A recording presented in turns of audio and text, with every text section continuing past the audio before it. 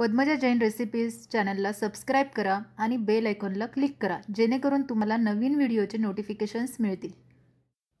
नमस्कार, पद्मजा जैन रेसिपीजमध्ये आपले सर्वांचे स्वागत आहे। आज आपण घरच्या घरी चहाचा मसाला कसा बनवायचा ते बघणार आहोत। तर अगदी कमी वेळात आपला हा मसाला तयार होतो। चला तर मग रेसिपीची सुरुवात करूया।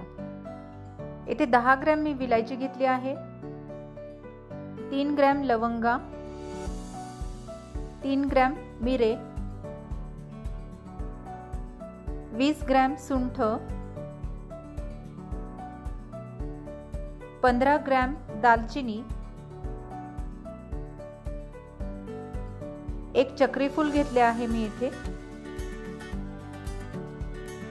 आणि 2 ग्रॅम मी येथे जायफळ घेतले आहे।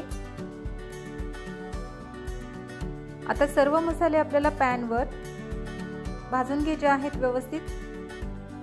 सुरुवातीला आपण विलायची भाजून घेऊया। इथे बघू शकता कलर बदललेला आहे। आता आपण विलायची काढून घेऊ आणि अशाच पद्धतीने बाकीचेही आपण मसाले भाजून घेणार आहोत 2 ते 3 मिनिटांसाठी। तर बारीक गॅसवर सर्व मसाले आपल्याला व्यवस्थित भाजून घ्यायचे आहे। सर्व मसाले आपण जर भाजून घेतले तर आपल्या मसाल्याची शेल्फ लाईफ वाढते।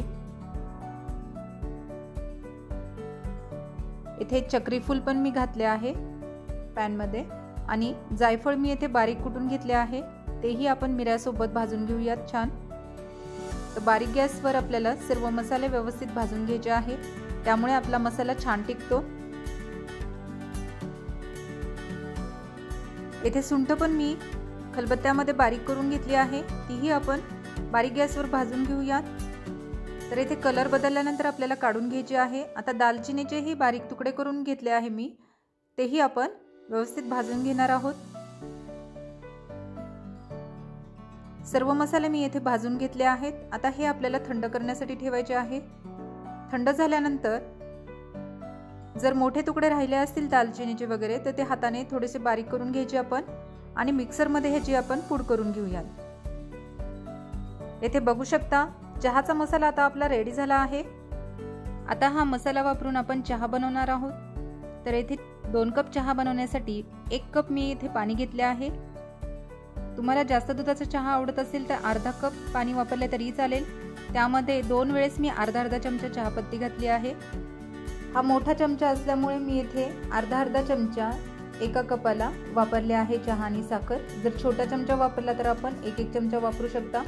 त्यामध्ये चवीनुसार मी साखर घातली आहे आणि 1 कप दूध घालूयात। आता एका कपाला साधारण 1 चिमटभर म्हणजे पाव चमचा मी येथे 2 कपाला मसाला टाकत आहे। आता मसाला टाकल्यानंतर व्यवस्थित मिक्स करून आपण छानपैकी उकळी येऊ द्यायची आहे। इथे बघू शकता आता चहा छान उकळला आहे। गॅस आपण बंद करून घेऊया। तर हा चहाचा मसाला तुम्ही घरी नक्की बनवून बघा।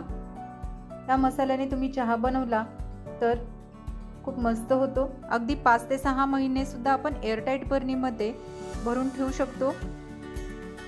तयार आहे आपला मसालायुक्त चहा। रेसिपी आवडली असेल तर लाईक करा, शेअर करा आणि पद्मजा जैन रेसिपी चॅनलला सबस्क्राइब करा। Thanks for watching.